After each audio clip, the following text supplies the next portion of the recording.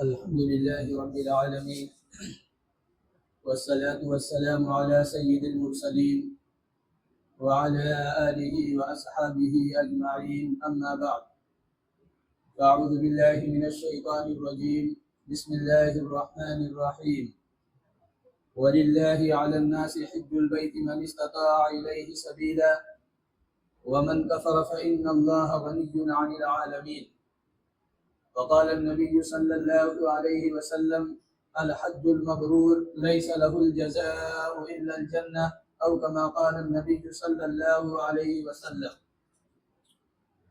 قرآن کریم کی ایک آیت مبارکہ تلاوت کی ہے اور آپ صلی اللہ علیہ وسلم کی ایک احادیث پڑھی ہے۔ اللہ تبارک و تعالی دونوں کی روشنی میں حق کہنے کی اور ہم سب کو اس پر عمل کی توفیق عطا فرمائے۔ گزشتہ جمعے حج کے تعلق سے کچھ باتیں کی گئی تھی اور یہ بتلایا گیا تھا کہ کن لوگوں پر حج فرض ہے، اور پھر حج فرض ہونے کے بعد جو لوگ تاخیر کرتے ہیں اور پھر بعد میں وہ اسباب نہیں رہتے بلکہ جو استطاعت تھی وہ ختم ہو جاتی ہے، تو اس صورت میں بھی حج لازم رہ جاتا ہے۔ ایسے شخص کے لیے ضروری ہے کہ مرتے وقت یہ اپنی اولاد کو وصیت کرے۔ اس کے بعد آپ صلی اللہ علیہ وسلم کی جو احادیث مبارکہ کہ جو شخص حج فرض ہونے کے بعد بھی حج نہیں کرتا تو اللہ کو کوئی پرواہ نہیں، فَلْيَمُتْ يَهُودِيًّا أَوْ نَصْرَانِيًّا، چاہے وہ یہودی ہو کر مرے یا نصرانی ہو کر مرے۔ ویسے اللہ تبارک و تعالی نے ہمیں اور آپ کو جو عبادتیں دی ہیں ان میں سے ہر عبادت کی جو شان ہے وہ الگ ہے۔ مثلا نماز ہے، اس کی شان الگ ہے، روزہ ہے اس کی شان الگ ہے، حج ہے اس کی شان الگ ہے۔ عام طور سے عبادتوں کی جو تقسیم ہے وہ مالی اور بدنی ہے، یعنی وہ عبادتیں جو بدن کے ذریعے سے ادا کی جاتی ہیں انہیں عبادت بدنی کہا جاتا ہے۔ جیسے نماز ہے کہ اس میں روپے وغیرہ کا کوئی خرچ نہیں، بدن کا استعمال ہے۔ بعض وہ ہیں جن میں مال خرچ ہوتا ہے، جیسے زکوٰۃ ہے، قربانی ہے، لیکن بعض عبادتیں وہ ہیں جن میں دونوں استعمال ہوتا ہے، اور ان میں سب سے عظیم حج کی عبادت۔ یہ حج کی جو عبادت اللہ تبارک و تعالیٰ نے ہمیں اور آپ کو دی ہے، اس کی ایک عجیب شان ہے۔ اور گزشتہ جمعے یہ بات بتلائی گئی تھی کہ جن پلروں پر اسلام کی بنیاد رکھی گئی ہے، یعنی حج کو آخر میں لایا گیا ہے، یہ اوپر سے ترتیب چلتی ہے۔ جب اوپر سے جو ترتیب ہے اس اعتبار سے ہم جب مضبوط ہوتے چلے جائیں گے تو اس صورت میں حج کا جو لطف ہے، جو مزہ ہے، وہ انسان کو نصیب ہوتا ہے۔ ورنہ پھر کیا ہے، ایک خانہ پوری ہے اور ایک فرض کو اپنے سر سے اتارنا ہے، اس کے علاوہ کچھ نہیں۔ حج کے اندر اللہ تبارک و تعالیٰ نے جو شان رکھی ہے وہ عشق و محبت کی ہے، وہ ایک دیوانگی کی ہے، وہ کسی کے محبت میں اپنے آپ سے بے خبر ہو جانا، دنیاوی لذتیں اور نعمتیں جو ہیں ان سے بہرا ہو جانا، یہ اس کے جتنے بھی ارکان ہیں ان میں یہ چیز آپ کو نظر آئے گی۔ آپ غور کریں تو سب سے پہلے جو چیز ہے وہ کیا ہے؟ دو چادروں میں انسان کو اللہ تبارک و تعالی کر دیتا ہے، یعنی ان سلے دو کپڑے یہ زیب تن کرنا اس کے لیے لازم اور ضروری ہے۔ یعنی جس کو ہم اور آپ کہتے ہیں کہ احرام یہ کپڑوں کے باندھنے کا نام نہیں ہے، بلکہ احرام نام ہے ان دو کپڑوں کو پہن کر اور نیت کر کے تلبیہ پڑھنے کا۔ جو ہی تلبیہ اس نے پڑھا نیت کر کے، اب جتنی دنیاوی لذتیں ہیں مثلا خوشبو وغیرہ ہے، یا اس کے علاوہ نفسانی خواہشات ہے، یا اس کے علاوہ جو سلے ہوئے کپڑے ہیں جو عام طور سے اچھے سمجھے جاتے ہیں، یہ تمام چیزیں وہ بندہ اپنے اوپر حرام کر لیتا ہے۔ اب جب اس نے حرام کر لیا، ان تمام چیزوں سے اپنے تعلق کو توڑ لیا، تو اب دوسرا مطالبہ جو اسلام کرتا ہے وہ کیا ہے؟ تلبیہ کا، اور تلبیہ بھی بلند آواز سے۔ حالانکہ آپ دوسری عبادتوں کے اندر آپ غور کریں تو یہ چیز کہیں نہیں ملے گی کہ بھائی شور شرابہ کرنا ہے، ہنگامہ کرنا ہے، چیخنا ہے، چلانا ہے، کہیں یہ تعلیم نہیں دی گئی ہے، بلکہ مسجد میں آؤ، خاموشی کے ساتھ دعا پڑھتے ہوئے اندر داخل ہو گئے۔ تو اب اسلام کیا کہتا ہے؟ وقت ہے تو 2 رکعت اگر صلاۃ یعنی نوافل کی مسجد کے نام سے یا وضو کے نام سے کسی اور نام سے پڑھنا چاہے تو پڑھ دو، لیکن حکم کیا ہے؟ ادعوا ربکم تضرعا وخفیا۔ اب یہاں جب مسجد میں آئے ہو تو اب خاموشی کے ساتھ اپنے رب کو پکارو، عاجزی کے ساتھ اپنے رب کو پکارو۔ لیکن وہاں پر کیا کروایا جا رہا ہے کہ جب آپ صلی اللہ علیہ وسلم نے ذوالحلیفہ میں جب 2 چادروں میں آپ نے نماز پڑھائی ہے، اور نماز کے بعد جب آپ صلی اللہ علیہ وسلم کی اونٹنی لائی گئی اور اس پر جب آپ سوار ہوئے تو آپ نے جب تلبیہ پڑھا تو فوراً حضرت جبریل علیہ السلام تشریف لائے، اور انہوں نے 2 تعلیم دی۔ ایک تو یہ کہ آپ عمرے کو اپنے ساتھ شامل کریں، یعنی جو حج کی آپ نے افراد کی نیت کی تھی، لبیک حجۃ اللہم لبیک، افراد کی نیت کی تھی، حضرت جبریل علیہ السلام نے یہ فرمایا کہ اللہ تبارک و تعالیٰ حکم یہ دے رہا ہے کہ آپ اس میں عمرے کو بھی شامل فرمائیں، تو آپ نے قران کی نیت کر لی۔ اور دوسری تعلیم یہ دی کہ آپ اپنے ساتھیوں کو کہیے کہ یہ تلبیہ بلند آواز سے پڑھیں، تاکہ کیا ہے؟ دیوانے نظر آئیں، یہ عاشق نظر آئیں، یہ مجنو نظر آئیں۔ یہ اللہ کے عشق و محبت کا سفر ہے، اس کے اندر کیا ہے؟ دیوانگی ہے۔ لہذا اللہ تبارک و تعالیٰ نے 2 چادروں میں ملبوس کروا دیا، جو ہر وقت بندے کو یہ یاد دلا رہی ہے کہ دنیا سے جاتے وقت تمہارا جو لباس ہے وہ یہی ہے۔ اسی لباس میں یعنی اسی طرح کپڑے ملیں گے، انسلے کپڑے، 2 چادریں ہوں گی، اور یہی تمہارا آخری وقت کا جو لباس ہے دنیا سے جاتے وقت، یہ یہی میسر ہے۔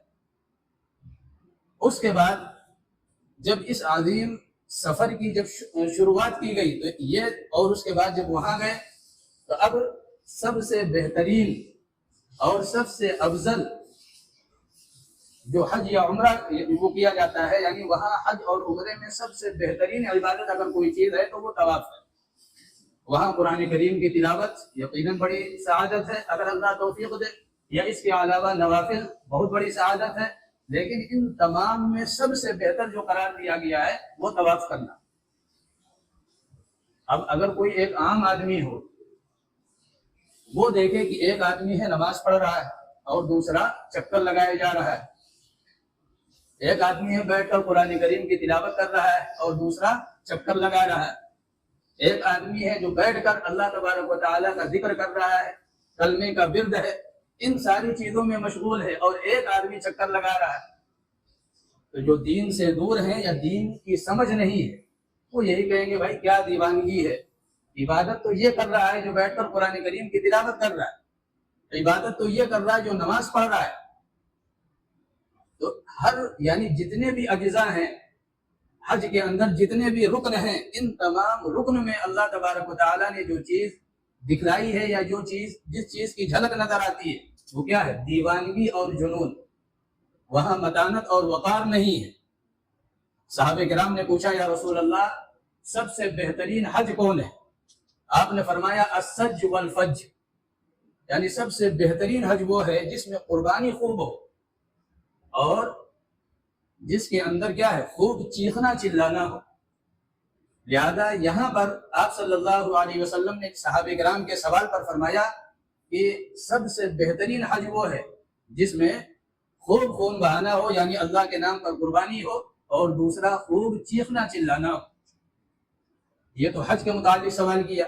اس صحابہ کرام نے سوال کیا یا رسول اللہ بہترین حاجی کون ہے؟ یعنی سب سے بہترین حاجی کون ہے؟ تو آپ صلی اللہ علیہ وسلم نے فرمایا کہ سب سے بہترین حاجی وہ ہے الحاج الشاعث الطفیل، یعنی جس کے بال پراگندہ ہو، چہرہ گرد آلود ہو، ایک دیوانہ اور ایک مجنون سا نظر آ رہا ہو کہ بال ادھر بکھرے ہوئے ہیں، چہرے پر گرد و غبار ہے اور پٹا ہوا ہے، اور وہ اللہ تبارک و تعالیٰ نے جو تعلیم دی ہے چیخنے چلانے والی لبیک اللہم لبیک، یہ دیوانہ وار پڑھتا جا رہا ہے۔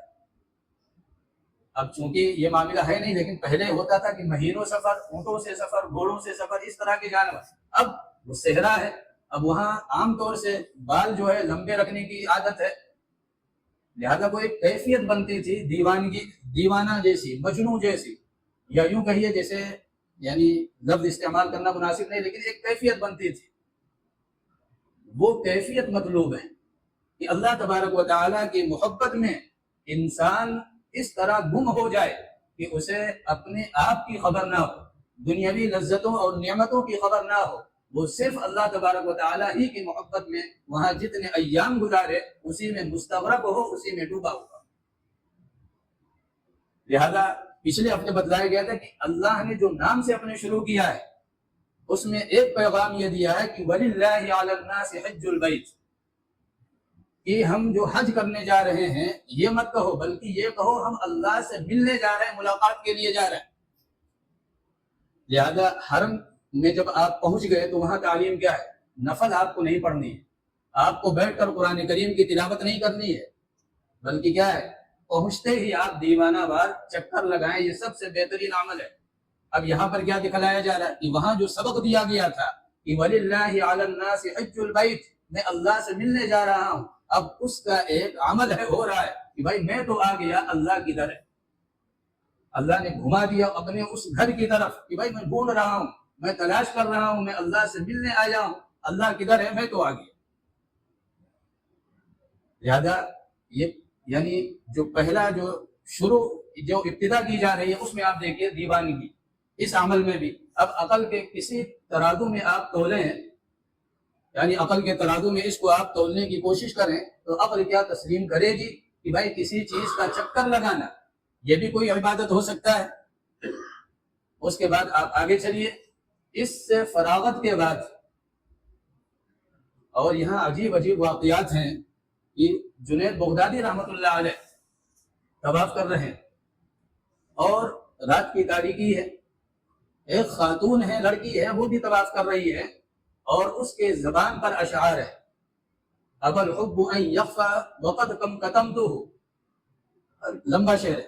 اب حضرت جنید بغدادی رحمۃ اللہ علیہ نے جب اس شعر کو سنا تو انہوں نے مخاطب کر کے اس خاتون سے کہا کہ بھائی تمہیں حرم کے اندر ہو اور اس طرح کے اشعار پڑھ رہی ہو، عشقیہ اشعار، کہ میں نے لاکھ دل کو بچانے کی کوشش کی لیکن اس نے اپنے تنابیں گاڑ دیں، ستون لگا دیا، کیلیں ٹھوک دی، یہ حرم کے اندر تم اس طرح کے الفاظ۔ تو اس لڑکی نے یہ کہا کہ بات یہ ہے کہ جس رب کی محبت میں تم رات کے اس پہر میں یہاں چکر لگا رہے ہو، اسی رب کی محبت میں یہ شعر پڑھ رہی ہوں، مجھے غلط مت سمجھنا۔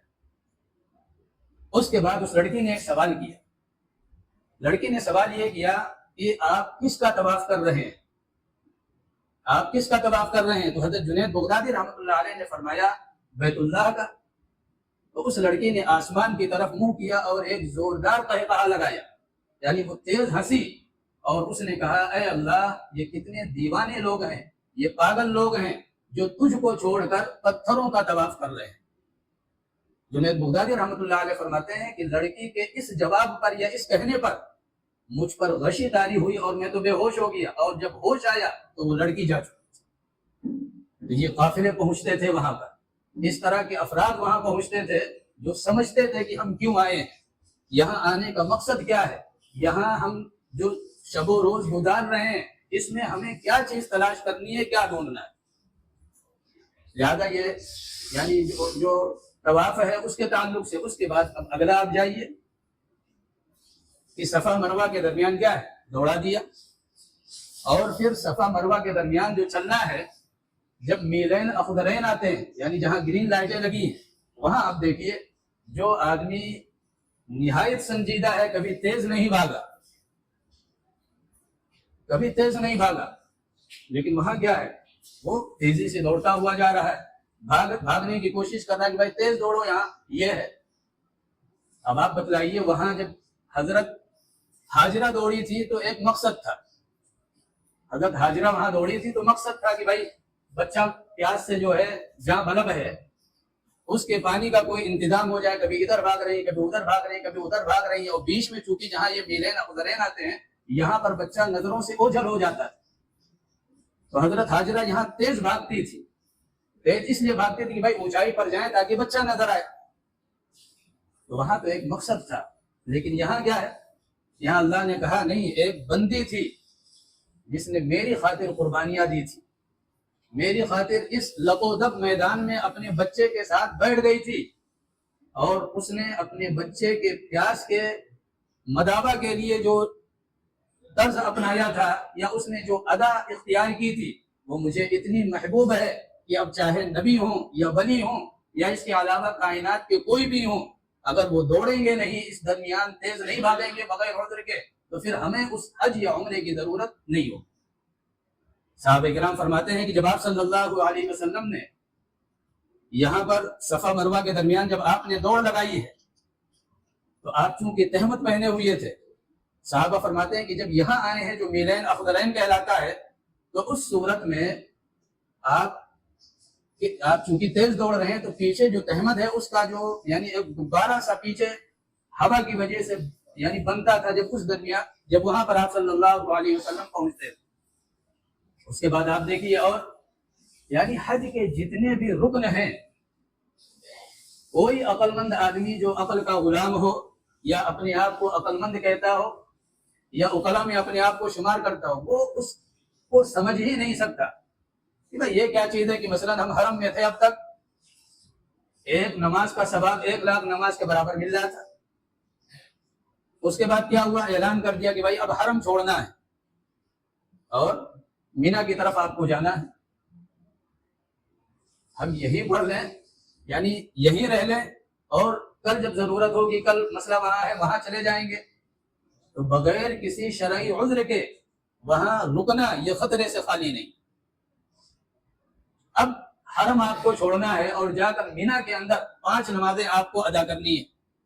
چلو مینا کے اندر خیمے گاڑ دیے، یہ کر لیا وہ کر لیا وہ کر لیا، لیکن اب 5 نمازوں کے بعد پھر بھاگو کہاں پر؟ ایک ایسے میدان میں جہاں کوئی دوسری چیز نظر نہیں آتی سوائے پہاڑوں کے. اب وہاں کیا کہا جا رہا ہے کہ بھائی ظہر اور عصر ایک ساتھ پڑھ لو، یعنی جیسے زوال ختم ہو آپ ظہر اور عصر ایک ساتھ پڑھ لو. حالانکہ ظہر اور عصر یہ اپنے اپنے وقتوں پر ہے. ان الصلاۃ کانت علی المؤمنین کتابا موقوتا، نماز فرض ہے بندے پر وقت آنے پر. وقت سے پہلے اگر نماز پڑھی جائے تو وہ نماز نہیں ہے، یہ شریعت کا قانون ہے. لیکن وہاں اللہ تبارک و تعالیٰ کیا کہہ رہا ہے کہ بھئی مگر ظہر پڑھ لو اور ظہر ہی کے ٹائم عصر بھی پڑھ لو. دونوں نمازوں سے فراغت ہو گئی، اب کرنا کیا ہے؟ کچھ نہیں کرنا ہے، بس کھڑے رہو. اب کھڑے ہو کر تم استغفار کرو، اللہ تبارک و تعالیٰ سے دعائیں کرو، قرآن کریم کی تلاوت کرو یا کچھ بھی کرو. لیکن کیا ہے؟ یہ وقوف عرفہ حج کا سب سے اہم رکن، اس کے بغیر حج ہو ہی نہیں سکتا. لہذا اب وہاں آپ دیکھیے کہ جیسے شام ہونے والی آئی، مغرب کا وقت ہوا، کہا بھاگو اب یہاں سے. کہاں جاؤ؟ اب مزدلفہ جانا ہے. اب مزدلفہ جب پہنچے تو یہاں تو چلو خیمہ ویمہ لگا سکتے تھے، کوئی صاحبان کر سکتے تھے، یہ وہ. مزدلفہ میں آپ کو کچھ نہیں کرنا ہے، آپ خیمہ بھی نہیں لگا سکتے. وہاں جب آپ پہنچے تو اب مغرب کا مثلا ٹائم ہے، شریعت کے لیے نہیں، رکے رہو. مغرب وقت پر نہیں پڑھنا ہے، مغرب نہیں پڑھنا ہے. عشاء کا وقت جب شروع ہوگا تو مغرب اور عشاء دونوں ایک ساتھ پڑھنا. آپ عقل استعمال کیجئے اور عقل کے ترازو پر جو حج کے ارکان ہیں یا جو احکامات ہیں انہیں آپ سمجھیے. آپ نہیں سمجھ سکتے یہ کروایا کیا جا رہا ہے اس حج کے تمام رکن میں. اب اس کے بعد وہاں ٹھہرا کر پھر یہاں سے نکلنا ہے. اب آپ کا جا کر مینا کے اندر 3 دن قیام کرنا ہے. اور مینا میں کرنا کیا ہے؟ کچھ نہیں، 3 پتھر لگے ہوئے ہیں جنہیں جمرات کہا جاتا ہے. ان 3 پتھروں کو آپ کو 7 کنکریاں مارنی. اب آپ دیکھیے کوئی عقل میں بات آنے والی ہے کہ بھائی کنکری مارنے کے لیے کروڑوں روپے خرچ کیے جائیں، اتنے زبردست نظام بنائے جائیں، اربوں خربوں کی لاگت جو ہے صرف کیا ہے؟ کنکری پر خرچ کر دی جائے. لیکن اب کیا وہاں اگر کنکری نہیں ماری تو ظاہر سی بات ہے یعنی ٹوٹا پھوٹا جو حج ہے اس طرح آپ ہو سکتا ہے ذمہ داری سے ادا ہو جائیں، لیکن بہرحال حج آپ کا مکمل نہیں ہو سکتا. لہذا وہاں 3 دن اللہ تبارک و تعالیٰ نے کیا کیا ہے کہ بھائی یہاں 3 دن تمہیں رہنا ہے. اور یہ کام کمال کی بات یہ کہ بھائی 3 دن کے بعد جب فارغ ہو جائیں گے تب جا کر ہم کیا ہے جو طواف ہے وہ ہم کر لیں گے حرم پہنچ کر، نہیں، اسی 3 دن کے بیچ میں آپ کو کیا کرنا ہے، حرم بھی جانا ہے اور طواف کر کے پھر واپس آنا۔ تو یہ حج کے جتنے بھی ارکان ہیں ان تمام میں اللہ تبارک و تعالیٰ نے عقل مندوں کے عقلوں پر ہتھوڑا چلایا ہے، اور ہتھوڑا چلا کر ایک پیغام دیا ہے، ایک بات سمجھانے کی کوشش کی ہے کہ یاد رکھو حرم کوئی چیز نہیں ہے، حرم کوئی چیز نہیں ہے، خانہ کعبہ کوئی چیز نہیں ہے، اس کے اندر لگا ہوا جو حجر اسود ہے اس کی کوئی حیثیت نہیں ہے۔ کب؟ جب اللہ کا حکم شامل نہ ہو، لیکن جب اللہ کا حکم شامل ہو گیا تو اب وہی چیز عقل مندی ہے کہ جو کہی جا رہی ہے اس پر عمل کیا جائے۔ یہ اللہ تبارک و تعالیٰ نے جو انسانی فطرت ہے اس فطرت کا جو تقاضا ہے کہ ہر آدمی یا ہر انسان یہ چاہتا ہے کہ بھائی ہمارا کوئی محبوب ہو، ہمارا کوئی مالک ہو جس کے ساتھ ہم اپنے عشق کا اظہار کریں، جس کی قدم بوسی کریں، جس سے ہم چمٹیں، جس سے ہم اپنی کیا ہے تمام جو دلوں کی فریادیں ہیں سنائیں۔ یہ ہر انسان کی فطرت ہوتی ہے۔ حج میں وہ تمام چیزیں اللہ تبارک و تعالیٰ نے جمع کی۔ بھائی حجر اسود کا استلام اگر معلوم ہو تو یہ کس حکم میں؟ حجر اسود کا استلام کس حکم میں؟ اسی طرح حجر اسود اور خانہ کعبہ کے دروازے کے درمیان جو جگہ ہے جس کو ملتزم کہا جاتا ہے، اس سے چمٹنا یہ کس چیز کے حکم میں ہے؟ یعنی یہاں پر تمام چیزیں اللہ تبارک و تعالیٰ نے جمع کی۔ بھائی ہم سے ملنے کی اور وہ کرنے کی تمہیں خواہش ہو رہی، آ کر ملتزم سے چمٹ جاؤ، ملتزم سے چمٹ کر جو کچھ مانگو گے میں دینے کا وعدہ کرتا ہوں۔ حجر اسود یعنی دست بوسی کرنی ہے، حجر اسود کا استلام کرو۔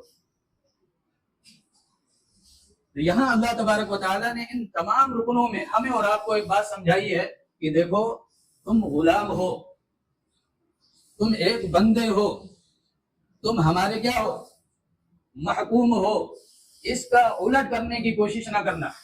لہذا ہم نے جب کہا کہ اب یہاں چکر لگانا یہ عبادت ہے تو اب یہ عبادت بن گئی، تمام عبادتوں سے یہ کیا ہو گئی، ممتاز ہو گئی۔ جب ہم نے کہا حجر اسود یہ گناہوں کو جذب کرتا ہے، گناہ مٹنے کا ذریعہ ہے، اللہ سے مصافحہ ہے، تو اب حجر اسود کے ساتھ اس طرح کے معاملات کرنا، دستبوزی کرنا، یہ کرنا وہ کرنا، یہ تمام چیزیں کیا ہو گئی، قابل احترام بن گئی اور ان کے اندر ثواب آ گیا۔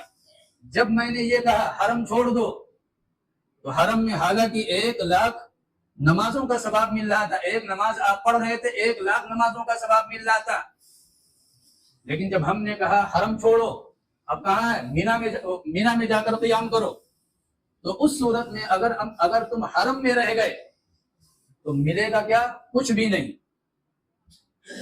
تمہارا جو حج ہے وہ زیرو ہوگا، کوئی اس کی اہمیت اللہ تبارک و تعالیٰ کے یہاں نہیں ہوگی، تمہارا حج تمہارے منہ پر مار دیا جائے گا۔ کیوں؟ اس لیے کہ تم غلام تھے، جب یہ کہا گیا حرم چھوڑو تم نے کیوں نہیں چھوڑا؟ تمہاری کیا مجال تھی کہ جب آقا حکم دے رہا ہے، جب مالک حکم دے رہا ہے تو اب اس کے سامنے کیا کرو، تم عقل لڑاؤ اور یہ کو نہیں، یہاں 1,00,000 نماز کا ثواب مل رہا ہے، ہم یہ چھوڑ کر ہم مینا کیوں جائیں؟ اللہ فرما رہا ہے پھر اپنے حج کو اپنے پاس رکھو، ہمیں ضرورت نہیں۔ اس کے بعد جو عرفات میں جو شریعت کا قانون ہے کہ نمازوں کو اپنے وقت پر پڑھو، وہاں کیا ہے، ظہر اور عصر ایک ساتھ کر دی گئی۔ اللہ کہہ رہا ہے عقل استعمال نہ کرو، غلام ہو تم، اس سے زیادہ تمہاری کوئی حیثیت نہیں ہے، میں آقا ہوں، میں خالق ہوں، میں تمہیں بنانے والا ہوں۔ جب میں نے کہا تھا کہ نماز اپنے اپنے وقت پر، جب اپنے اپنے شہروں میں رہو پڑھو، لیکن یہاں جب آئے ہو تو اب ہم یہ حکم دے رہے ہیں کہ بھائی ظہر اور عصر دونوں ایک ساتھ پڑھو۔ لہذا عقل مندی اسی میں ہے کہ جھک جاؤ، عبدیت کا اظہار کرو اور اپنے رب کے حکم پر لبیک کہو، اس میں دماغ لگانے کی اجازت نہیں ہو۔ یہی حال مزدلفہ میں کہ مغرب اور عشاء دونوں ایک ساتھ کروا دی، حالانکہ مغرب کی اذان ہونے کے بعد فقہا کیا کہتے ہیں، امام شافعی کہتے ہیں چلو 2 رکعت نفل پڑھ لو، اتنی تاخیر کے بعد اگر جماعت کرو کوئی مسئلہ نہیں، لیکن امام ابو حنیفہ کیا کہتے ہیں کہ اذان اور جماعت کے درمیان صرف فاصلہ اتنا ہونا چاہیے جتنی دیر میں 3 تسبیح کہی جا سکتی ہو، اس سے زیادہ تاخیر نہیں۔ یہ مغرب کی شان ہے، لیکن وہاں کیا ہے، مغرب چھوڑو، عشاء کا وقت آنے دو، مغرب اور عشاء دونوں ایک ساتھ پڑھنا۔ اس کے بعد مینا میں حالانکہ شیطان حضرت ابراہیم علیہ السلام کو بہکانے آیا تھا اور ان کو بہکانے کی کوشش کی، اس کے وساوس سے بچنے کے لیے حضرت نے کنکر ماری تھی۔ تو وہاں تو عقل مندی تھی کہ بھائی اب اس سے بچنا ہے، اس کے منہ پر مٹی مارو، پتھر مارو، بھگاؤ اس کو تاکہ دل کو خراب نہ کر پائے۔ تو ابراہیم علیہ السلام نے جو ماری تھی وہ بجے تھی، لیکن آپ دیکھیے کتنے بڑے بڑے عقل مند حضرات، کتنے بڑے بڑے عقلاء اور کتنے ذہین اور فطین اور کتنے ایجوکیٹڈ اور پڑھے لکھے لوگ وہ اس فکر میں ہیں کہ بھائی کسی طرح ہم کنکری مار دیں، کسی طرح ہم کنکری مار دیں۔ یہاں بھی اللہ نے یہی دکھلایا کہ میرا حکم اصل ہے، جب میں کہوں کہ اب یہ عبادت ہے، اگر پتھر کو مارو گے تو تمہیں ثواب ملے گا، تمہارا حج ہوگا، تو اب وہ کیا ہے، قابل تعمیل ہے، قابل تقلید ہے، اس کے خلاف کرو گے تو کچھ ملنے والا نہیں ہے۔ لہذا ان تمام حج کے جتنے بھی ارکان ہیں اس میں عشق و محبت کی جھلک اللہ تبارک و تعالیٰ نے رکھی ہے، لیکن یہ چیز ملے گی کب؟ جب بتلایا گیا وہ پیچھے سے جو ترتیب چلی ہے، لا الہ الا اللہ جب آپ نے پڑھا تو اب کیا ہونا چاہیے کہ اس دل میں اللہ کے علاوہ کوئی دوسرا ہونا نہیں چاہیے۔ جب کہا لا الہ یعنی کوئی نہیں، الا اللہ سوائے اللہ کے، یعنی اب اس دل میں صرف اور صرف اللہ ہے۔ جب دل اس طرح بن گیا تو اب آگے کیا ہے؟ کیسے پتا چلے گا کہ آپ لا الہ الا اللہ محمد الرسول اللہ یعنی لا الہ الا اللہ یہ مانتے ہیں اور تسلیم کرتے ہیں؟ کیسے پتا چلے گا؟ دوسرا جز لگا دیا محمد الرسول اللہ، کیا ہے؟ محمد صلی اللہ علیہ وسلم کے رنگ میں رنگ جاؤ، ان کی تعلیمات پر عمل پیرا ہو جاؤ، ان کی سنتوں کو سینے سے لگانے والے بنو، تب تمہارا یہ دعویٰ صحیح ہوگا کہ لا الہ الا اللہ۔ لیکن دلوں کی کیفیت آپ دیکھیے، ہمارے دلوں میں کیا چیز ہے؟ ہم یہاں نماز پڑھتے ہیں اور اقرار کیا ہے؟ روزانہ کتنی رکعتیں ہیں؟ یعنی 24 رکعت تو ہے ہی ہیں جو فرائض ہیں۔ اب ان تمام میں ہر رکعت میں ہم پڑھتے ہیں، ہم کہتے ہیں ایاک نعبد و ایاک نستعین، ایک سمجھانے کے لیے خالی ایک مثال دی جا رہی، ہم کہتے ہیں ایاک نعبد و ایاک نستعین، اے اللہ ہم تیری ہی عبادت کرتے ہیں اور تجھی سے مدد مانگتے ہیں۔ اگر یہ اقرار دل سے ہوتا، اگر یہ اقرار جو ہم نے کیا نماز میں یا جو بات کہی ہم نے نماز میں، اگر یہ دل کی گہرائیوں سے نکلا ہوتا تو نماز سے فراغت کے بعد جب دکان پر بیٹھتے تو جھوٹ بول کر سودا نہ بیچتے، دھوکہ دے کر ہم سودا نہ بیچتے۔ ہم جب اللہ تبارک و تعالیٰ ہی سے مدد مانگتے ہیں تو یہ مکاری، بے ایمانی اور اس طرح کی سود خوری، حرام خوری، یہ کیوں؟ یہ سارے عمل بتلا رہے ہیں کہ بھائی جو آپ کہہ رہے ہیں وہ صرف کہہ رہے ہیں لیکن دل میں کچھ اور ہے، دل اور زبان میں مطابقت نہیں ہے، اسی کو نفاق کہا گیا ہے۔ منافقت کی زبان پر کچھ ہو اور دل کے اندر کچھ اور ہو، جب دونوں میں یکسانیت ہو تو وہ تو مخلص ہے، لیکن جب دونوں میں یکسانیت نہ ہو، زبان پر کچھ اور ہے اور دل میں کچھ اور ہے، تو یہ نفاق ہے، اور ایسے شخص کو منافق کہا گیا۔ لیکن کیا ہے یہ نفاق؟ وہ نہیں ہے جو منافقین کا آپ صلی اللہ علیہ وسلم کے دور میں تھا کہ ان کے لیے فرمایا ان المنافقین فی الدرک الاسفل من النار، کہ منافقین یہ جہنم کے سب سے نچلے درجے میں ہوں گے۔ شاہ ولی اللہ محدث دہلوی رحمۃ اللہ علیہ فرماتے ہیں کہ یہ نفاق جو مسلمانوں میں ہے یہ نفاق عملی ہے، نفاق اعتقادی نہیں ہے، یعنی وہ اعتقاد اس کا ہے کہ واقعی اللہ ہی سے سب کچھ ہوتا ہے، لیکن عمل اس کے خلاف ہے، تو یہ اعتقاد تو اس کا درست ہے لیکن عمل مخالف ہونے کی وجہ سے یہ نفاق عملی ہے۔ عمل کے اندر نفاق ہے، نفاق اعتقادی ہوتا تو یہ غیر مسلم سے بدتر تھا، اور اس کا سب سے بہترین ٹھکانہ کیا ہے؟ جہنم کا سب سے نچلا طبقہ ہے۔ لہذا جو پہلا جو کلمہ ہے جب اسی کے اندر مضبوطی نہیں ہے تو آپ بتلائیے نماز کیسے پڑھیں گے؟ جب کلمہ ہی نہیں دل میں اترا ہے، جب کلمہ ہی ہم نہیں سمجھ سکے، اللہ کی معرفت اور عظمت ہی نہیں جان سکے، محمد صلی اللہ علیہ وسلم کے احسانات کو نہیں پہچان سکے، تو اب جب یہ چیزیں نہیں ہیں تو اگلا کیسے امید کی جائے کہ بھائی آپ 5 وقت کے نمازی ہوں گے، 5 وقت نمازوں کی پابندی کرنے والے ہوں گے، خود بھی کرتے ہوں گے، گھر والوں کو کرواتے ہوں گے۔ پہلی چیز تھی کہ جب لا الہ الا اللہ محمد الرسول اللہ جب ہم نے پڑھ لیا تو گویا ہم نے इकरार कर लिया, अल्लाह से हमने एक ताल्लुक बना लिया। अब इस ताल्लुक के अंदर जो मजबूती थी वो क्या थी? नमाज के जरिए से। इसीलिए आप सल्लल्लाहु अलैहि वसल्लम ने फरमाया था कि अस्सलातु सिलतुन बैनल अब्दि व रब, नमाज बंदे और रब के दरमियान ताल्लुक को जोड़ती है, मजबूत करती है। तो अब मजबूत जब इस यानी मारिफत भी हो गई, ताल्लुक कायम हो गया, उसके बाद ताल्लुक के अंदर मजबूती। अब उसके बाद क्या था कि इसके अंदर मोहब्बत कैसे पैदा हो, यानी ताल्लुक मोहब्बत में कैसे तब्दील हो। उसके लिए अल्लाह तबारक व तआला ने ज़कात दी थी कि आदमी माल जहां लगाता है, जहां खपाता है, तो दिल उधर लग जाता है। आप देखिए घरों पर कितने पैसे लगाए जा रहे हैं, गाड़ियों पर कितने रुपए खर्च किए जा रहे हैं, या इसके अलावा और दुनिया की जो आसाइशें हैं, राहत की चीजें हैं, उन पर कितने पैसे खर्च किए जा रहे हैं। उसी हिसाब से उनकी मोहब्बत भी दिलों के अंदर है। अब यानी गुस्ताखी माफ, आप अपने दिल का जायजा लीजिए कि हमारे दिल में आया अल्लाह तबारक व तआला का जो हुक्म है उसकी अहमियत ज्यादा है, या मकान की ज्यादा है, दुकान की ज्यादा है, गाड़ियों की ज्यादा है, या इसके अलावा दूसरी जो आसाइश की चीजें हैं उनका ज्यादा है। तो आप इसी नतीजे पर पहुंचेंगे कि भाई अल्लाह की मोहब्बत पता नहीं है कि है ही नहीं। इसलिए कि जहां जरा सा कोई मसला होता है वो क्या है? अल्लाह का हुक्म पीछे और हम आगे।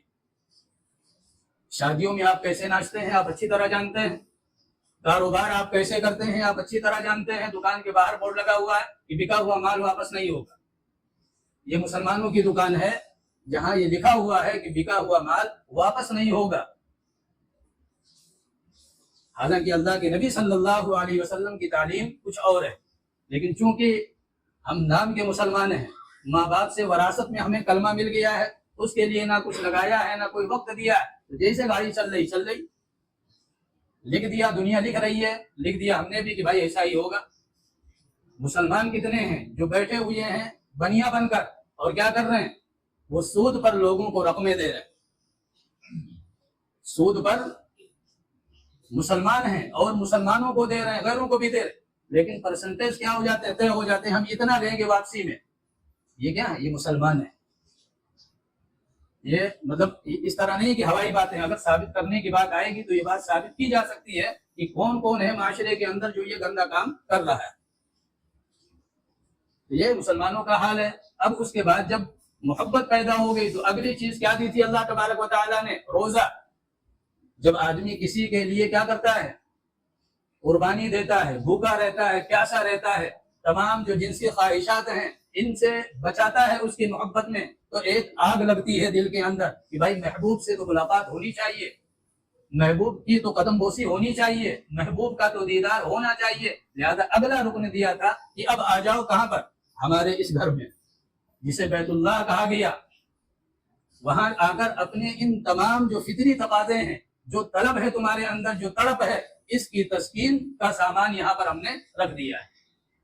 लेकिन आप बतलाइए जो हुज्जाजे किराम जा रहे हैं, अल्लाह सबके हज को कबूल फरमाए, लेकिन आप अंदाजा लगाइए क्या लेकर आ रहे हैं। हालांकि हज का पहला कदम क्या था? तौबा। सबसे बड़ा रुकन हज का जो है वो क्या है? अरफात। अरफात में क्या हुआ था? अम्मा हव्वा और आदम अलैहिस्सलाम के जबान से निकला था, रब्बना ज़लमना अनफुसना व इन लम तग़फिर लना व तरहमना लनकूनन्ना मिनल खासिरीन। हज का पहला कदम तौबा है। यहाँ इन दोनों की यानी अम्मा और अब्बा, इन दोनों की ये जो दुआ है ये कबूल हुई थी। अल्लाह ने इन्हें जन्नत से निकाला था एक चूक की बुनियाद पर। यहाँ रोते रहे, बरसों गुजर गए, वहां पर जबान पर ये अल्फाज आया, रब्बना ज़लमना अनफुसना, अल्लाह ने माफ किया। तो हज का पहला कदम तौबा है। अब वहां से वापसी के बाद आप देखिए क्या समझ में आता है। तौबा का मतलब होता है वापस लौटना।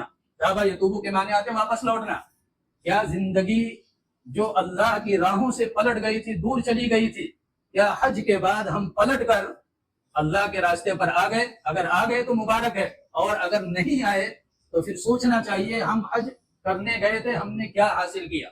अगर जिंदगी में उसी तरह की तमाम नाफरमानियां अल्लाह तबारक व तआला की मौजूद हैं, नमाज के पाबंद हम नहीं हैं, ज़कात हम नहीं दे रहे हैं, रोजा हम नहीं रख रहे हैं, इसी तरह दूसरे जो अरकान हैं یہ ہم نہیں کر رہے ہیں اور حج پہ حج کرتے رہیں تو بیٹھ کر سوچنا چاہیے کہ ہم حج سے کیا حاصل کر رہے ہیں۔ اللہ کے نبی صلی اللہ علیہ وسلم نے فرمایا تھا ایک وقت آئے گا کہ حج کرنے والے ان کا جو یہ حج ہوگا وہ سیر و تفریح کے علاوہ کچھ نہیں ہوگا۔ یہ 1400 سال پہلے آپ صلی اللہ علیہ وسلم نے یہ بات ارشاد فرمائی تھی کہ سیر و تفریح کے علاوہ، بھائی کشمیر نہ جا کر یا سوئٹزر لینڈ نہ جا کر یا وہاں نہ جا کر وہاں نہ چلو ٹھیک ہے حج کراتے ہیں یا عمرہ کراتے ہیں، یہ کیا ہے؟ سیر و تفریح کا سامان ہوگا۔ جو معتدل لوگ ہیں وہ کیا ہے؟ وہ گنتی کریں گے کہ بھائی ہمارے 10 حج ہو گئے، 12 ہو گئے، 15 ہو گئے، 18 ہو گئے، اور لوگوں میں بیان کریں۔ جو غریب طبقہ ہے، جو کمزور طبقہ ہے مالی اعتبار سے، یہ وہاں جائیں گے بھیک مانگنے کے لیے، مال و دولت کمانے کے لیے۔ یہ آپ صلی اللہ علیہ وسلم نے 1400 سال پہلے فرمایا تھا، اور آپ اگر غور کریں تو یہی چیزیں اس وقت نظر آ رہی ہیں کہ بھائی بہت اللہ نے دیا، چلو حج کراتے ہیں۔ اب حج سے سیکھنا کیا ہے؟ وہ سب بات کی بات، جب مریں گے اس کے بعد دیکھا جائے گا۔ جب تک زندہ ہیں اپنے حساب سے جی لو، اور جب مریں گے تو پھر دیکھا جائے گا۔ اب ظاہر سی بات ہے وہاں تو آپ ہی کو دیکھنا، کوئی دوسرا نہیں، آپ ہی دیکھیں گے۔ تو اس حج کی جو یعنی روح ہے، یہ توبہ ہے، جو میدان عرفات میں پہلا جو حاجی کہیے، یہ پہلا جو انسان ہے، اس نے وہاں پر توبہ کیا۔ پھر مینا میں ابراہیم علیہ السلام نے جو چیز وہاں کی ہے وہ کیا ہے؟ جذبات کی قربانی۔ ہمارے جتنے جذبات ہیں یہ اللہ کی مرضی کے مطابق ہو جائیں، اور ہمارے جو جذبات ہیں اگر وہ اللہ کی مرضی کے خلاف ہیں تو ان پر چھریاں چلنی چاہیے، جس طرح ابراہیم علیہ السلام نے چلایا۔ یعنی ہر رکن میں حج کے اللہ نے پیغام دیا ہے، لیکن ہم اور آپ کیا ہے؟ سیر و تفریح بنائے ہوئے ہیں، کھیل کود بنائے ہوئے ہیں۔ جو کفار مکہ تھے، مکاء و تسدیہ، سیٹی مارنا، تالیاں مارنا۔ وہاں آپ جا کر دیکھیے حرم کے اندر بد نگاہی، حرم کے اندر عورتوں کے ساتھ دھکا مکی، حرم کے اندر فوٹوگرافی، ویڈیو بنانا، حرم کے اندر کون سا ایسا گناہ ہے جو ہم جا کر وہاں نہیں کر رہے؟ اللہ تبارک و تعالی ہم سب کو کہنے سننے سے زیادہ عمل کی توفیق ہے۔